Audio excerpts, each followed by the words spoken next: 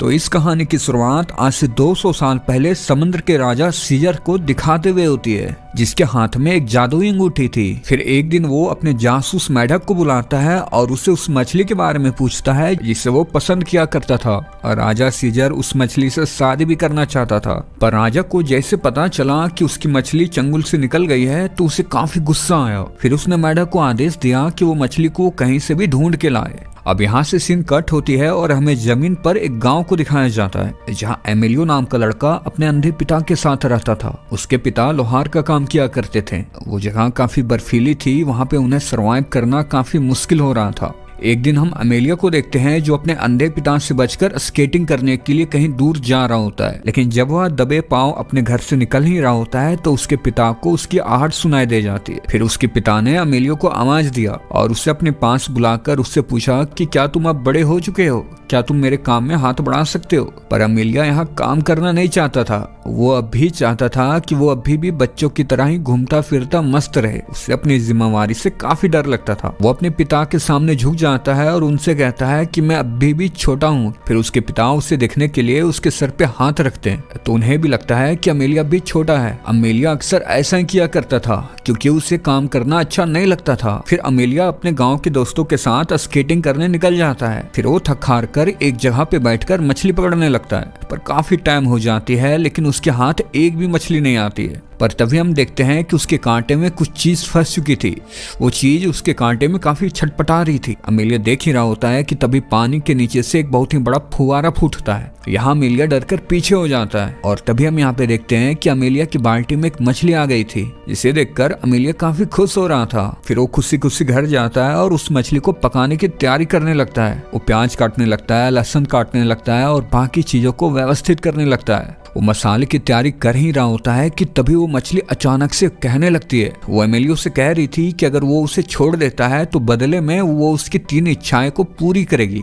अब यह सारी चीजों को देखकर एमिलिया तो काफी हैरान होता है। उसे तो अपनी आंखों पर यकीन ही नहीं हो रहा था कि आखिर ये मछली कैसे बोल सकती है, क्योंकि एमिलिया ने आज से पहले ऐसी मछली कभी भी नहीं देखी थी। फिर यहाँ एमिलिया बातों बातों में कह देता है कि वो पूरे शहर को देखना चाहता है, लेकिन साथ ही वो ये भी कहता है कि वो अपने चूल्हे से हटना नहीं चाहता है, क्योंकि बाहर ठंड के वजह से वो ऐसे जाना नहीं चाह रहा था। उसने तो उस मछली को कह ही दिया था कि वो पूरे शहर को घूमे और साथ ही उसका चूल्हा भी उसके साथ ही रहे। अब मछली उसके विश को पूरा करने के लिए उसे चूल्हे के साथ ही पूरे शहर को घुमाने लगती है। वो जिधर जिधर से गुजर रहा था सभी लोग उसे ताजुब भरी नजरों से देख रहे थे, क्योंकि आज तक उन्होंने ऐसा कभी विचित्र देखा ही नहीं था। एमिलिया तो ये बातों बातों में कह दिया था, लेकिन उसकी ये इच्छा पूरी हो रही थी।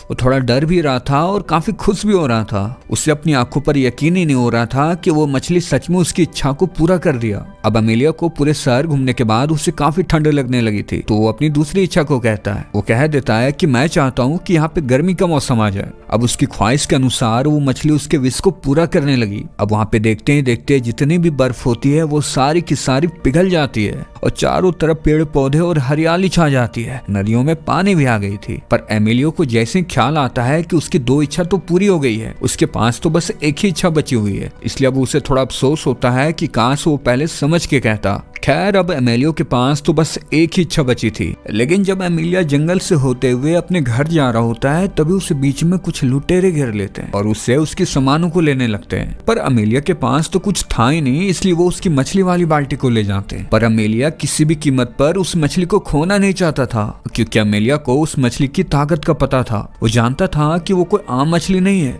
और अभी भी उसकी एक इच्छा तो बाकी ही थी। अमेलिया उनसे लड़ जाता है और जैसे तैसे मछली की बाल्टी को छीन लेता है और दौड़ता हुआ वो नदी के पास जाता है और मछली को नदी में फेंक देता है। अब इस चीज से लुटेरों को काफी गुस्सा आ गया था, इसलिए वो अमेलिया को वहीं के एक पेड़ पर उल्टा बांध देते हैं। उनके जाने के बाद अमेलियो के पास एक लड़की आए जो उसे आजाद कर देती है। पर अमेलियो जैसे ही आजाद होता है वो मछली को उस नदी में ढूंढने लगा, पर काफी कोशिश करने के बावजूद भी वो मछली उसे कहीं भी नहीं मिली। अमेलियो उदास होता है, तभी वो लड़की उसे अपना नाम बताती है। फिर अमेलियो जैसे उसकी आवाज सुनता है तो वो समझ जाता है कि वो वही मैजिकल फिश है जो अब एक लड़की के वेश में थी। अब यहाँ अमेलियो थोड़ा सोचता है, उसे लगता है कि शायद वो मछली फिर उसके हाथ से कहीं चली ना जाए, इसलिए वो अपनी आखिरी इच्छा उसे कह देता है। अमेलियो की आखिरी ख्वाहिश ख्वाहिश तो काफी बड़ी थी। वो कहता है कि वो रसिया के राजा की बेटी राजकुमारी के साथ शादी करना चाहता है, पर राजकुमारी तो इंग्लैंड के प्रिंस के साथ थी जो उसे बेशकीमती तोहफे दे रहा था और उसे खुश करने में लगा था, क्योंकि इंग्लैंड के राजा भी राजकुमारी से शादी करना चाहता था। फिर उसने राजकुमारी को एक ऐसा बाजा दिखाया वो खुद ही बजता था, और ये उस जमाने की बात थी जहाँ पे कुछ भी नहीं हुआ करता था, ना ही टीवी, ना ही रेडियो, ना ही कुछ भी था। ऐसी कोई भी टेक्नोलॉजी उस वक्त तक आई नहीं थी। इंग्लैंड का जो राजा था उसने बाजे के अंदर एक आदमी को बैठा रखा था, जिस वजह से उस बॉक्स में से आवाज आया करती थी, पर वहाँ पे सभी को लगता था कि एक जादुई बॉक्स है जो खुद ही बजती है। वहीं दूसरी ओर हम अमेलिया और उस मछली को देखते हैं। वो मछली जो अब एक लड़की के वेश में थी, और उस मछली ने अपना नाम पाई रखा हुआ था, जो महल के पास पहुंचकर राजा और उनकी बातों को सुन रहे थे। अब वो उसे नीचा दिखाना चाह रहे थे, इसलिए उन्होंने कह दिया कि ये तो कुछ भी नहीं है, हमारे यहाँ तो एक ऐसी बिल्ली है जो गाना गाती है। वो बिल्ली बहुत ही खास है, लोग उसके गाने को सुनकर सभी नाचने लगते हैं। राजा ने उसे नीचा दिखाने के लिए उसे ऐसे ही कह दिया था। वहीं राजा सोच रहा होता है कि अब वो बिल्ली कहाँ से लाए जो असल में गाना गाती हो। वहीं एमेलिया इनकी सारी बातें सुन रहा होता है, और उसके सामने एक अच्छा मौका भी था, इसलिए वो दौड़ता हुआ राजा के पास गया, लेकिन बदले में वो राजकुमारी से शादी करेगा। यह बात सुनकर राजकुमारी को बहुत हैरत होती है कि ऐसी बिल्ली वो कहाँ से लाएगा, ऐसी बिल्ली तो कहीं है ही नहीं। लेकिन यहाँ राजा एमेलियो की बहादुरी देखकर उसे मुतासिर हो गए और वो उसकी शर्त को मान भी जाते हैं। एमेलियो खुशी खुशी अपने सफर पर निकलने की तैयारी करने लगा। पाई कहती है कि इस बिल्ली को ढूंढना इतना भी आसान नहीं है। साथ ही वो ये भी बताती है कि अगर उस बिल्ली के पास कोई इंसान उसे पकड़ने जाता है तो बिल्ली उसे गाना चुनने को देती है। अगर बिल्ली ने दुख भरी गाने गाए तो इंसान रो रो कर ही मर जाता है, और अगर बिल्ली ने खुशी का गाना गाया तो इंसान इतना नाचने लगता है, इतना नाचने लगता है कि जब तक वो मर न जाए वो रुकता ही नहीं है। पर यहाँ एमेलिया फिर भी पीछे नहीं हटता है। वो पाई के साथ होते हुए घने जंगलों में चला गया, पर इन्हें सफर करते करते अब रात भी हो चुकी थी, और थोड़ा दूर और जाने के बाद इन्हें वो बिल्ली मिल भी जाती है। तभी बिल्ली ने उसे गाने चुनने को दिया, तो एमेलियो ने दुख भरी गाने को चुना। पर जैसे ही बिल्ली ने दुख भरी गाने गाए, एमेलियो भी उसके साथ साथ गाने लगा, क्योंकि ये एमेलियो की बचपन की गाने थी